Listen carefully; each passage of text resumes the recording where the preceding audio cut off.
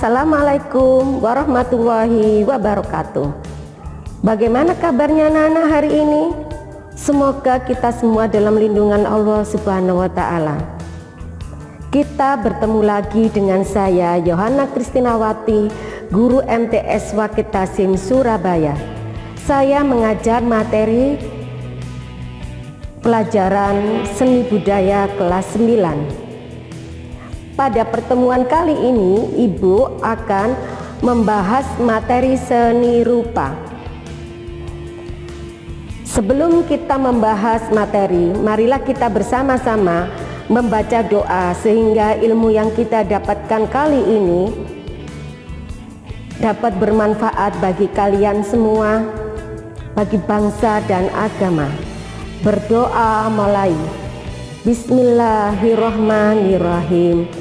Rabbi zidni ilma warzuqni fahma waj'alni minas solihin. Amin. Berdoa selesai. Materi yang kita bahas kali ini adalah materi seni rupa.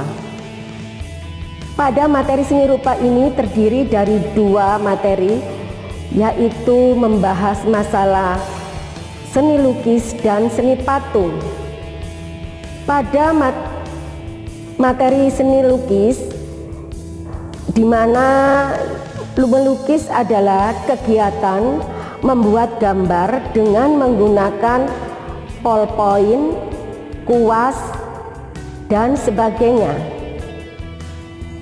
Pada seni lukis ini adalah goresannya dapat sebagai suatu karya dua dimensi apabila kalian menggoreskannya pada benda dua dimensi.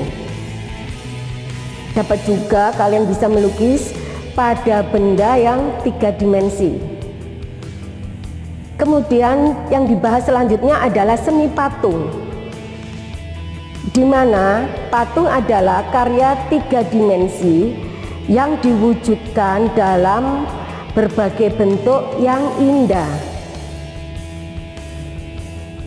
Jadi yang kita bahas pada seni rupa adalah karya dua dimensi dan tiga dimensi. Bagaimana langkah-langkah dalam pembuatan karya lukisan dan karya patung?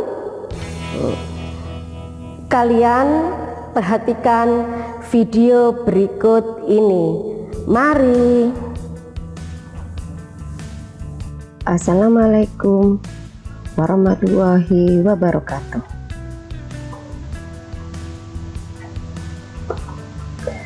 Pada pertemuan kali ini, Ibu akan memberikan materi seni budaya kelas 9 semester ganjil, di mana pada pertemuan kali ini kita membahas tentang seni rupa. Seni rupa ini terdiri dari seni lukis dan seni patung.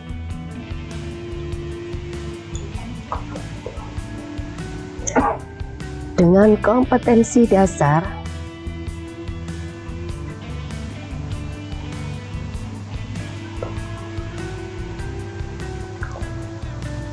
serta dengan tujuan pembelajaran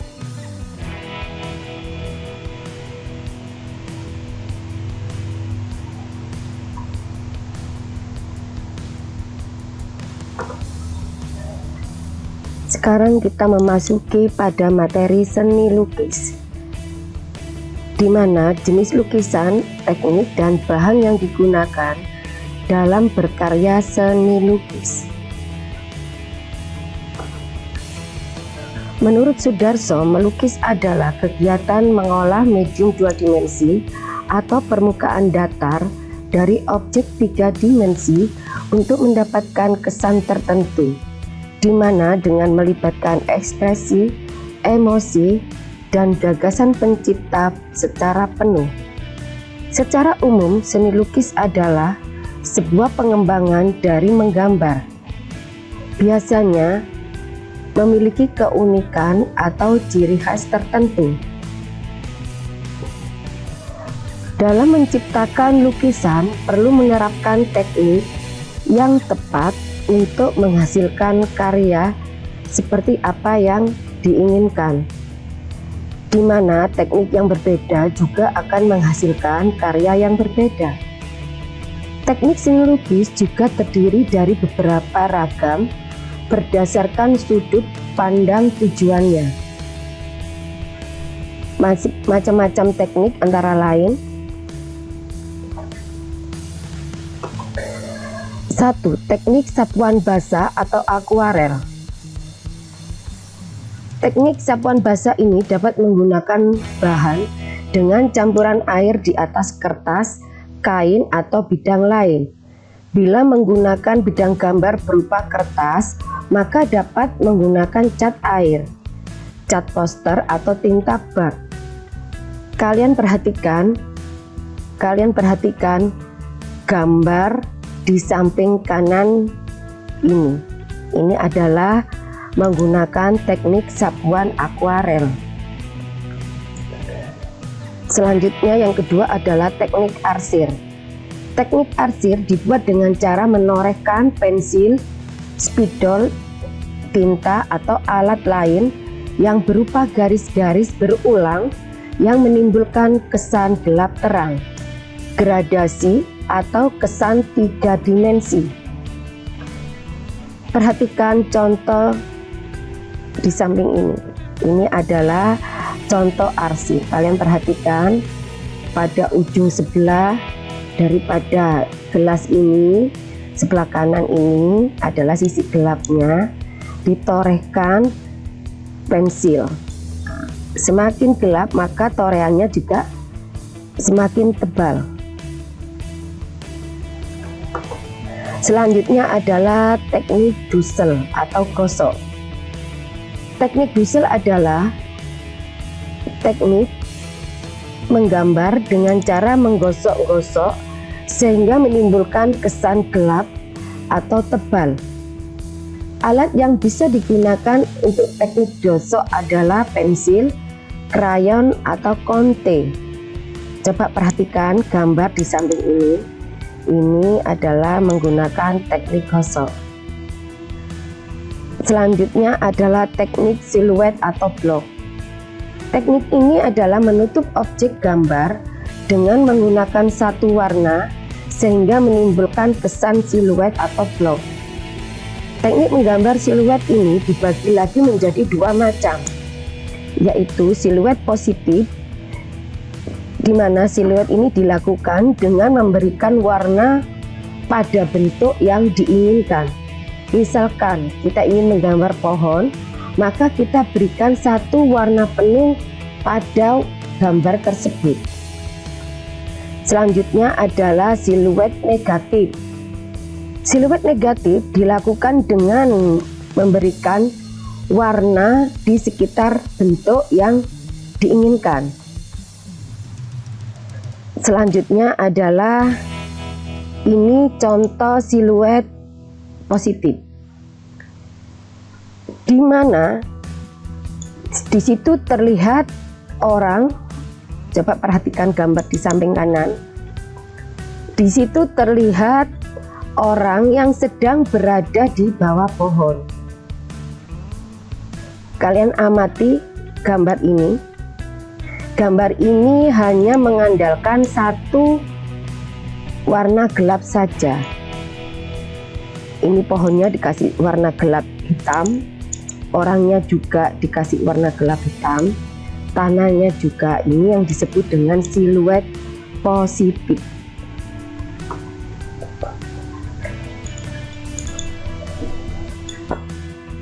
Sudah jelas? Selanjutnya adalah teknik pointillis. Ingat, teknik pointillis adalah cara atau teknik menggambar atau melukis dengan menggunakan titik-titik hingga membentuk objek. Coba perhatikan contoh gambar di samping kanan. Selanjutnya yang keenam adalah teknik linier. Teknik ini adalah menggunakan garis. Itu terlihat dari arti dari linier itu sendiri, di mana teknik ini menggunakan garis lurus atau garis lengkung untuk membuat atau membentuk sebuah gambar. Kesan gelap dan terang diciptakan dengan teknik ini adalah menggunakan banyak dan rapatnya kumpulan garis-garis dalam satu area atau wilayah gambar. Perhatikan contoh gambar di sebelah ini, gambar harimau ini. Selanjutnya adalah 8 teknik sketsa. Teknik ini biasanya digunakan untuk gambar dasar atau rencana untuk membuat sebuah gambar. Sketsa ini merupakan bagian paling awal dari hampir semua pekerjaan seni menggambar. Pembuatan sketsa sangat berpengaruh untuk tahap-tahap selanjutnya dalam proses menggambar dan melukis. Yang digunakan kebanyakan adalah media kering seperti pensil, di mana tujuannya dibuatnya sketsa adalah untuk meminimalisir kesalahan dalam menggambar dan membuat bentuk gambar lebih proporsional. Coba perhatikan contoh sketsa. Selanjutnya adalah teknik plakat. Teknik yang satu ini menggunakan bahan cat air atau cat poster untuk menciptakan sebuah gambar dengan sapuan warna yang tebal, di mana akan menghasilkan gambar yang terlihat pekat dan menutup. Perhatikan seperti ini. Ini menggunakan teknik plakat. Selanjutnya adalah teknik perspektif. Teknik perspektif digunakan untuk tujuan benda yang digambar dengan wajar sesuai dengan pandangan mata kita. Biasanya menggunakan peletakan garis horizon, letak benda dalam jumlah titik hilang. Hasil dari teknik ini akan menghasilkan gambar 3 dimensi yang sesuai dengan pandangan mata.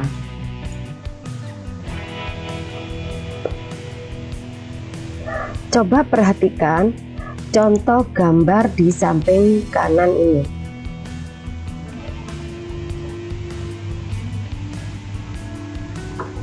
Selanjutnya adalah teknik komposisi. Komposisi dalam menggambar bentuk sangat diperlukan untuk menyusun suatu benda dengan benda lainnya agar susunannya selaras, seimbang, dan memenuhi tuntutan segi artistik. Jadi, misalnya seperti gambar di samping kanan ini, peletakan benda yang akan kalian gambar itu misalnya adalah gambar seperti ini, guci. Benda yang lebih besar dari benda lainnya kalian letakkan di tempat posisi paling belakang. Kemudian tinggi benda yang sedang ditaruh di sampingnya atau di depannya. Kemudian yang paling kecil itu posisinya kalian taruh di depan atau di samping benda yang paling tinggi atau paling besar, sehingga benda yang kecil-kecil ini tidak tertutup oleh benda yang lebih besar.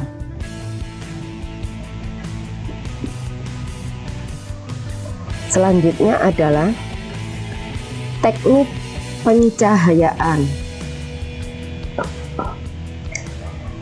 di mana teknik ini berfungsi untuk mendapatkan kesan 3 dimensi dari objek yang akan digambar. Adanya pencahayaan menimbulkan gelap terang dan batas-batas antara gelap terang yang menyebabkan ilusi garis. Teknik ini dapat diperoleh dengan arsir tipis atau tebal. Kalau arsirannya tebal, maka yang diperoleh adalah warna-warna yang gelap. Benda yang kurang cahaya diberi arsir tebal. Coba perhatikan gambar bola di samping kanan ini. Nah, yang gelap ini dikasih arsir tebal, berarti dia kurang cahaya. Dengan adanya teknik pencahayaan ini, bola seakan-akan menjadi 3 dimensi tebal. Ini ada bayang-bayangnya juga. Bagaimana, sudah jelas? Coba perhatikan lagi gambar di samping ibu ini, samping kanan.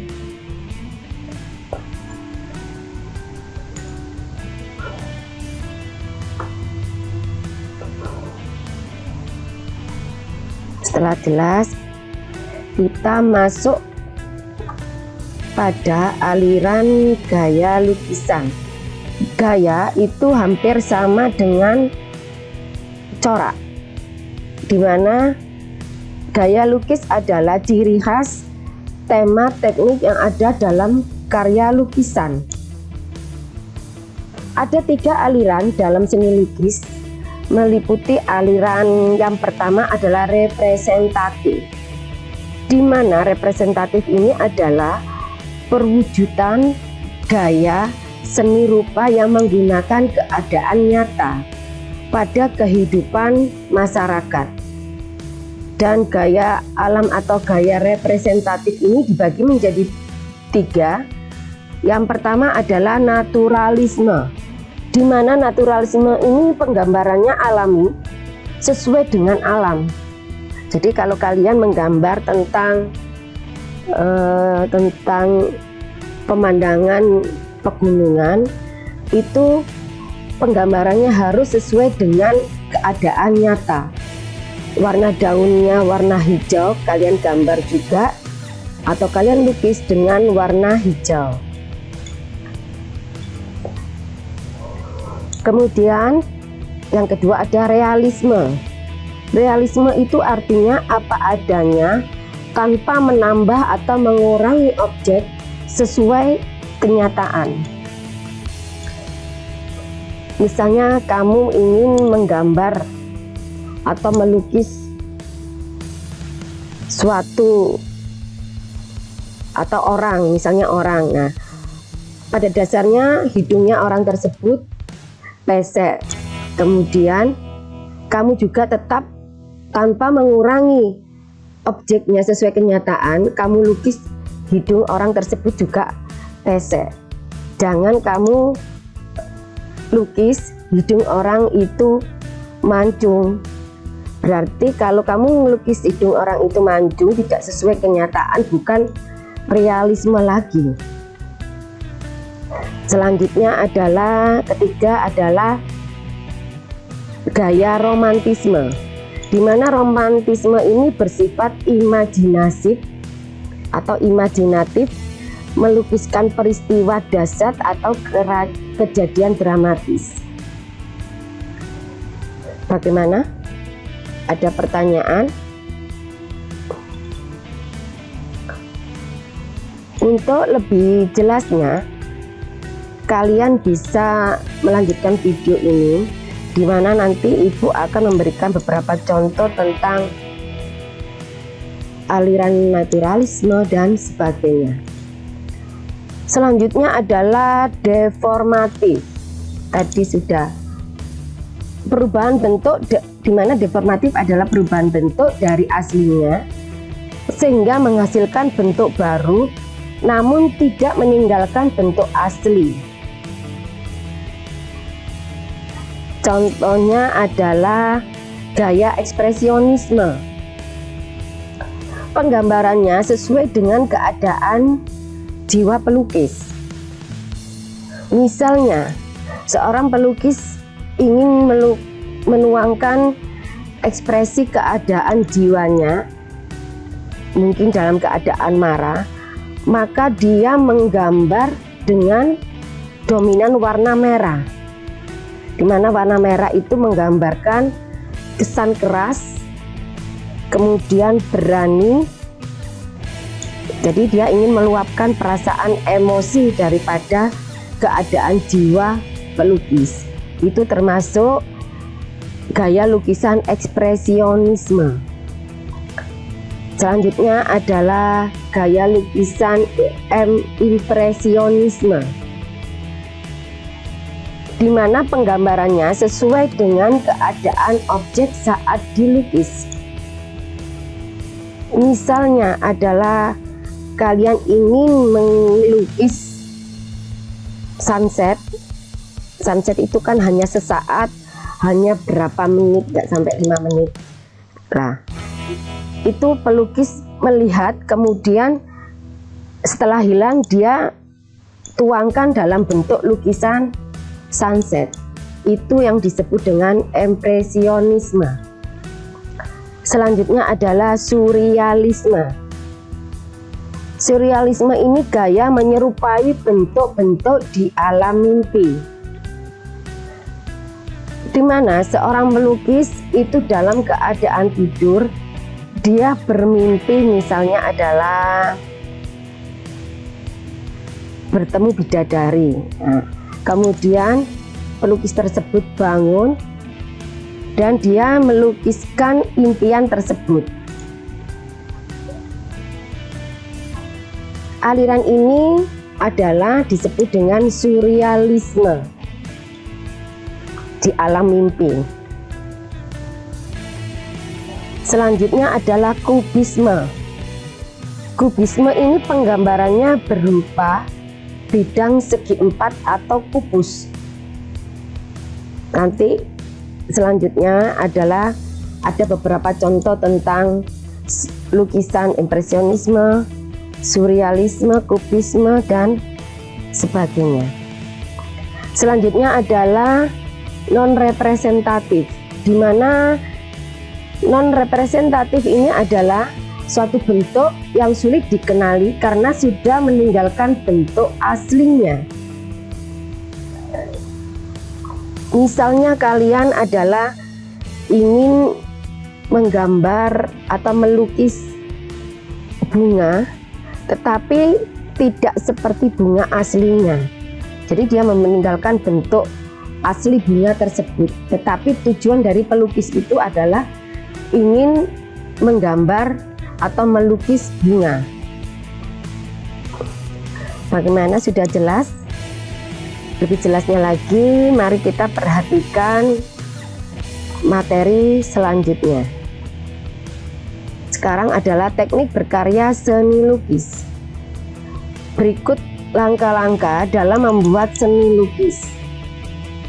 Yang pertama adalah kalian memunculkan gagasan dulu, di mana gagasan ini kalian bisa timbul berdasarkan pemikiran kalian, kreativitas kalian sendiri, atau berdasarkan imajinasi kalian sendiri.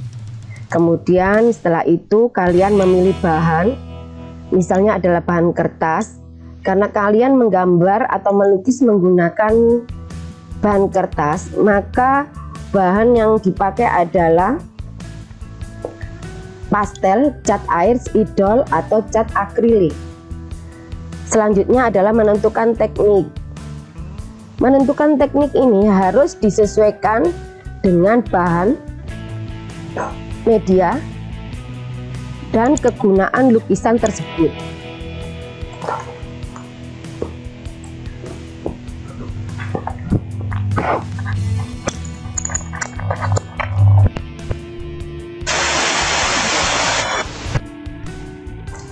Selanjutnya adalah membuat sketsa.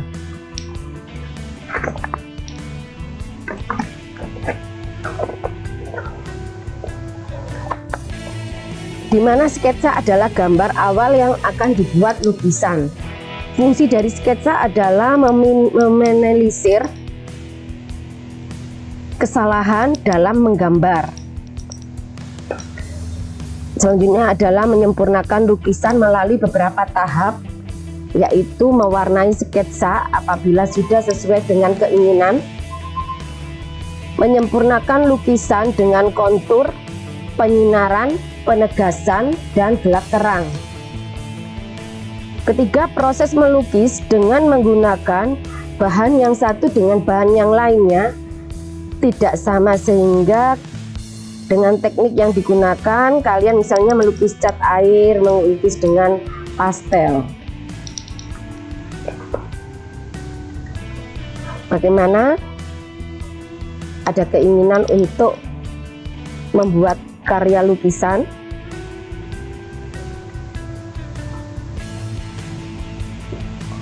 selanjutnya adalah kita memasuki aliran seni lukis beserta tokoh dan gambar.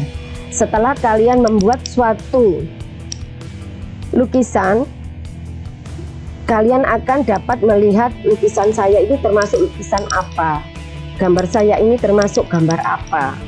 Nah, sekarang kalian bisa melihat aliran atau gaya lukisan beserta tokoh-tokohnya. Yang pertama adalah aliran surrealisme.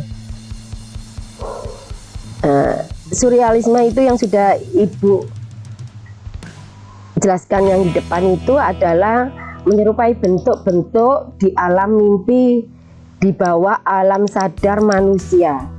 Nah, tokoh ini adalah tokoh Salvador Dali, diperkenalkan oleh Salvador Dali. Nah, coba perhatikan gambar ini. Nah, ini kan dia bermimpi.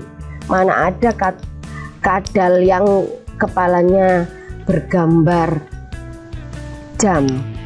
Nah, itu kan hanya impiannya si Salvador Dali. Selanjutnya adalah aliran kubisme. Lah, di mana cenderung melakukan usaha abstraksi terhadap objek dalam bentuk-bentuk geometri atau bentuk-bentuk balok untuk mendapatkan sensasi tertentu. Nah, ini contohnya diperkenalkan pertama kali oleh Pablo Picasso. Nah, ini, coba perhatikan gambar. Ini adalah gambar bunga tetapi dibentuk-bentuk bulat-bulat seperti ini. Ini adalah aliran kubisme.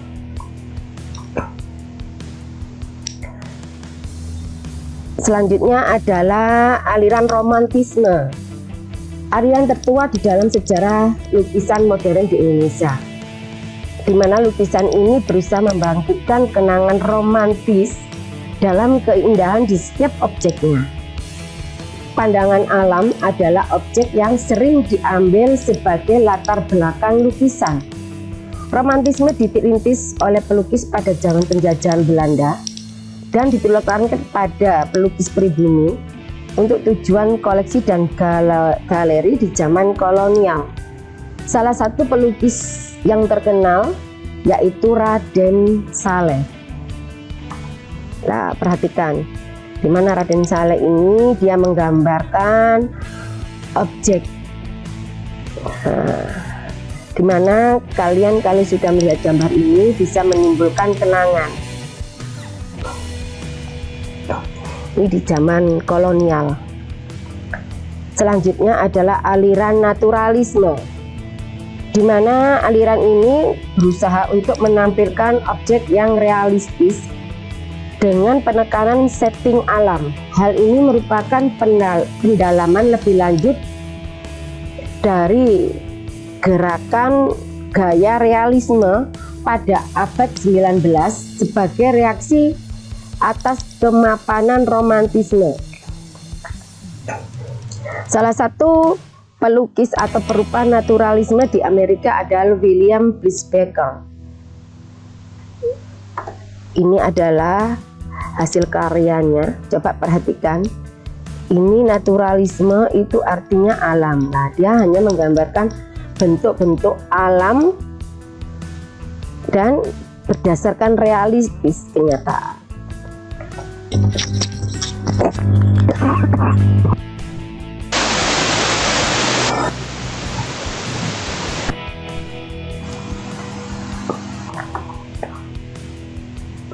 Selanjutnya adalah aliran abstraksionisme. Abstraksionisme ini adalah usaha untuk mengesampingkan unsur bentuk asli dari lukisan. Teknik abstraksi yang berkembang pesat seiring dengan seni kontemporer. Saat ini berarti tidak menghindari peniruan objek secara mentah. Unsur yang dianggap mampu memberikan sensasi keberadaan objek diperkuat untuk menggantikan unsur bentuk yang dikurangi porsinya. Abstrak ini disebut juga sebagai salah satu aliran yang terdapat di dalam seni lukis. Tokohnya adalah Louis Hirschner. Jadi kalau aliran abstraksionisme ini adalah aliran yang bebas, tidak mengacu atau meniru secara mentah objek yang akan digambar. Jadi hanya berdasarkan pemikiran daripada seorang pelukis. Bagaimana, sudah jelas? Mari kita lanjutkan materi seni rupa yang lain. Sebelum itu ada pertanyaan.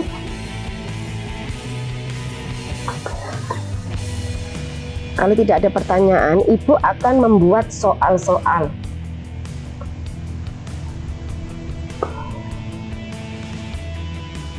Sekarang adalah memasuki bab seni patung. Seni patung ini dibagi dalam beberapa pembagian. Jenis seni patung ini dibagi berdasarkan bentuk, posisi,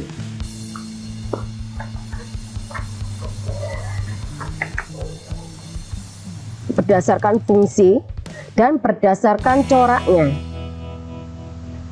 Dengan mengenali berbagai jenis patung ini, kalian bisa menggolongkan berbagai macam patung yang pernah kalian lihat berdasarkan jenisnya. Menurut KBBI, patung adalah tiruan bentuk orang, hewan, dan sebagainya dibuat atau dipahat dari batu, misalnya dari batu, kayu, dan sebagainya. Seni patung merupakan sebuah karya seni yang hasil karyanya berwujud 3 dimensi. Orang yang menciptakan seni rupa patung disebut dengan pematung. Jenis seni patung berdasarkan bentuknya.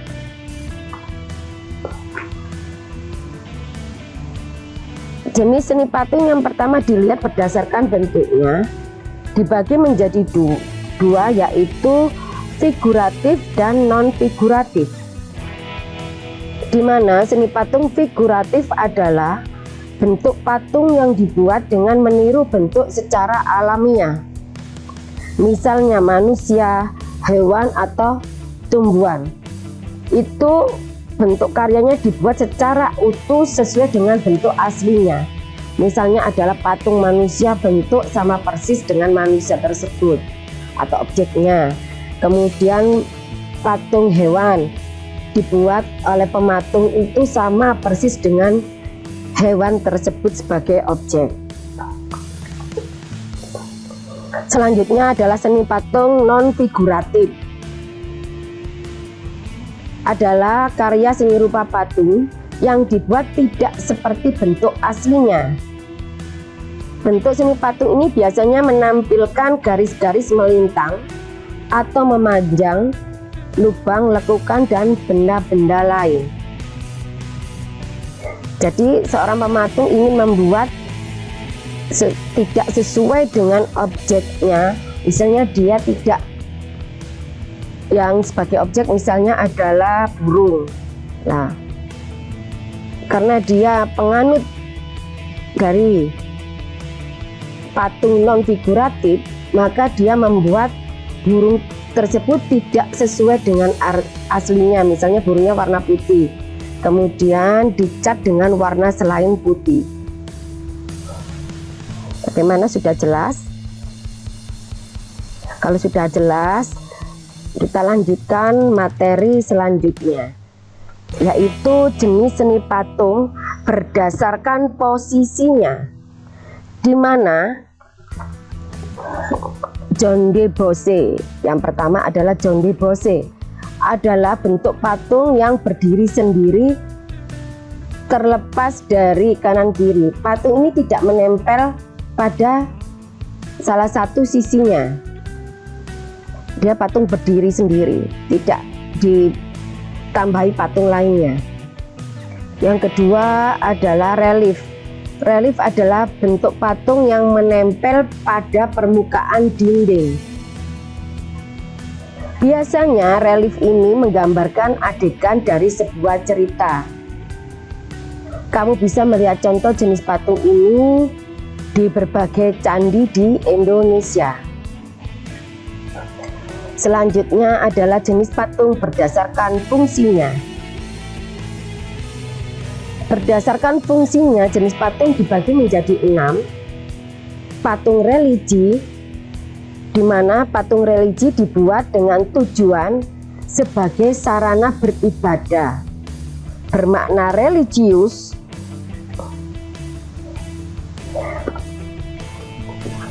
bagi sebagian umat beragama. Contohnya adalah patung Buddha.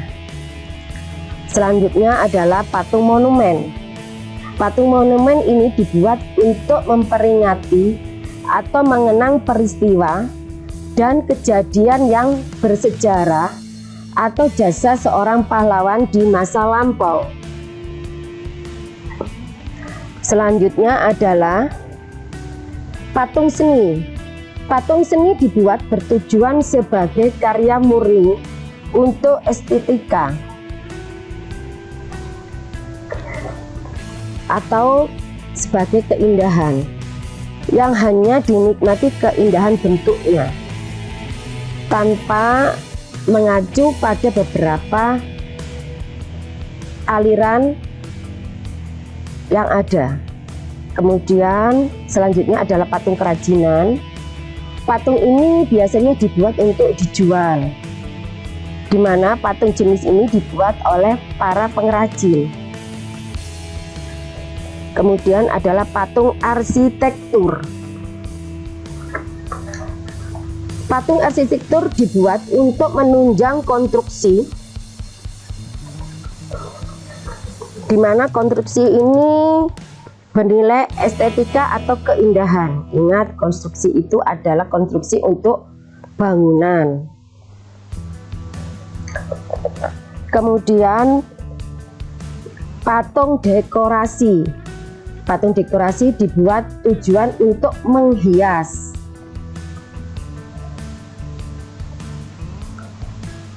Selanjutnya adalah jenis patung berdasarkan coraknya. Jenis patung ini juga bisa dikelompokkan berdasarkan coraknya. Jenis seni patung berdasarkan coraknya dibagi menjadi 3, yaitu corak imitatif atau realis atau representatif. Corak itu hampir sama dengan gaya ya. Seni patung ini merupakan tiruan dari bentuk alam atau makhluk hidup. Perwujudan patung corak ini berdasarkan fisioplastik atau bentuk fisik, baik anatomi, proporsi maupun gerak, karena daripada manusia atau makhluk hidup. Kemudian corak deformatif, di mana bentuknya telah berubah dari tiruan alam, diubah menjadi bentuk baru berdasarkan imajinasi pembuat patung. Misalnya atau contohnya, seorang pematung ingin membuat atau melukis gajah. Warna gajah aslinya adalah warnanya misal abu-abu. Kemudian berdasarkan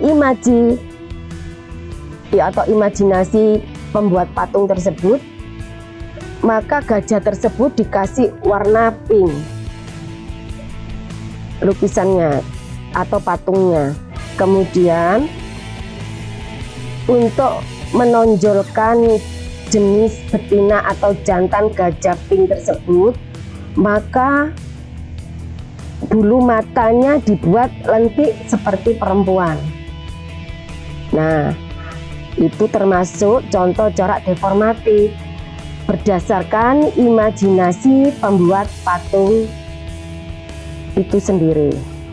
Nah, sekarang kita masuk pada corak non figuratif atau abstrak, di mana corak abstrak dipengaruhi oleh aliran konstruksi dan secara umum sudah banyak meninggalkan bentuk-bentuk alam untuk perwujudannya. Patung dipandang sebagai bentuk konstruksi atau bangunan, yaitu besi, plat, kawat kayu, dan lain-lain. Ada yang perlu ditanyakan? Sudah jelas, pada dasarnya itu corak atau gaya antara patung dan lukisan itu hampir sama.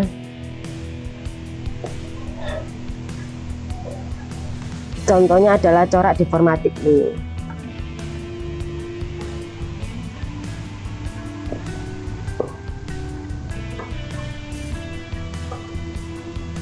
Selanjutnya adalah teknik membuat patung. Berikut beberapa teknik dalam membuat patung. Yang pertama adalah teknik bujir, di mana teknik bujir ini salah satu teknik pembuatan patung dengan cara mengurangi bahan lunak seperti tanah liat, gip atau malam, dan bahan yang bertekstur lunak, sehingga tercipta karya patung yang memiliki nilai estetika. Kemudian yang kedua adalah teknik modeling. Teknik modeling adalah teknik dalam membuat patung dengan cara membuat modelnya terlebih dahulu, dan setelah itu dibentuk patung sebenarnya. Modelnya misalnya terbuat dari plastik, kemudian baru diberi dengan benda lainnya sehingga terbentuklah patungnya. Selanjutnya adalah teknik merakit. Teknik ini hampir mirip dengan permainan puzzle, yaitu dengan cara merakit bahan dasar patung kemudian merangkainya sehingga menjadi sebuah patung. Selanjutnya adalah teknik cor. Teknik ini biasanya digunakan pada proses pembuatan patung dengan bahan dasar logam. Pembuatan diawali dengan memanaskan logam hingga mencair, kemudian dituang dalam cetakan patung yang telah dibentuk rupa patungnya. Selanjutnya adalah teknik membentuk. Teknik ini merupakan teknik pembuatan patung dengan cara membentuk patung secara bertahap, secara sedikit-sedikit, sehingga tercipta patung yang diinginkan.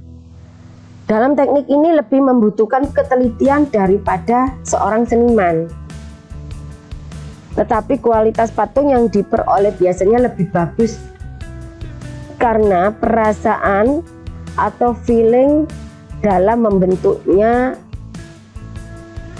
maksudnya adalah perasaannya daripada seorang seniman yang membentuk patung tersebut sehingga menjiwai.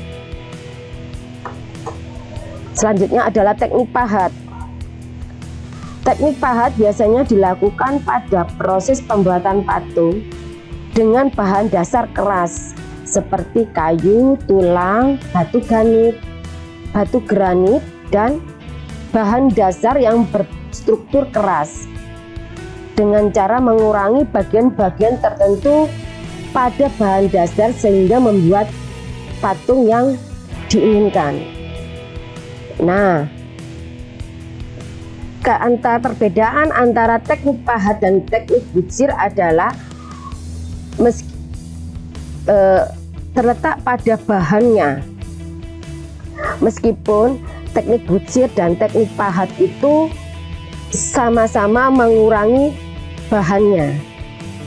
Kalau pada teknik butsir itu adalah merupakan yang dipakai adalah bahan yang lunak, jadi tidak memerlukan pahat. Sedangkan kalau pada teknik pahat itu bahannya adalah bahan yang keras sehingga membutuhkan alat pahat. Itu perbedaan antara teknik butsir dan teknik pahat. Bagaimana? Sekarang untuk lebih jelasnya, kita masuk pada bahan seni patung, di mana bahan lunak yang Ibu sebutkan tadi itu adalah material yang empuk udah dibentuk. Misalnya atau contohnya adalah tanah liat, platisin atau sabun. Bahan sedang itu tidak lunak, tidak keras. Misalnya kayu waru, kayu sengon, kayu randu, atau kayu mahoni. Selanjutnya adalah bahan keras. Contohnya kayu jati, kayu ulin, batu granit, batu andesit, dan batu marmer. Selanjutnya adalah bahan cor. Bahan cor ini cirinya adalah menyerupai serbuk, meliputi daripada semen, pasir, gip, logam perak, emas. Selain itu dapat menyerupai bahan kimia seperti fiber atau resin. Selanjutnya adalah bahan-bahan lain. Bahan-bahan lain yang dimaksud adalah bahan yang ada di sekitar kita yang dapat dimanfaatkan untuk membuat kesenian atau bentuk seni patung. Contohnya adalah kertas, kaca, koran bekas. Kadang-kadang juga patung dibuat menggunakan bahan semen, pasir, kuningan, perunggu, emas, dan lain-lain dengan benda-benda yang ada di sekitar kita. Bagaimana? Ada pertanyaan? Kalau tidak ada pertanyaan, marilah Ibu akan membuat atau membacakan beberapa soal. Kalian bisa menjawab pertanyaan dengan jelas dan benar. Kemudian pertanyaan ini karena Ibu jelaskan ada 2 materi. Sekarang yang Ibu buat soal adalah tentang patung, di mana soal yang pertama adalah bentuk uraian, bisa nanti dikumpulkan. Yang pertama adalah jelaskan konsep seni patung. Yang kedua, jelaskan yang dimaksud corak patung. Ketiga, jelaskan 3 ragam patung. Keempat, jelaskan prosedur membuat karya patung. Kelima, jelaskan perbedaan dan persamaan dari teknik butsir dan teknik pahat.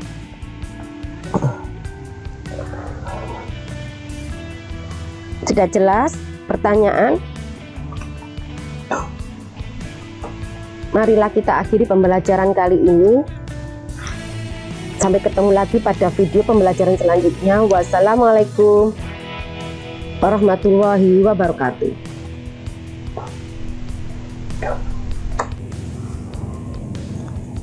Bagaimana anak-anakku materi yang telah Ibu sampaikan kali ini? Sudah cukup jelas? Kalau sudah cukup jelas, jangan lupa kerjakan soal.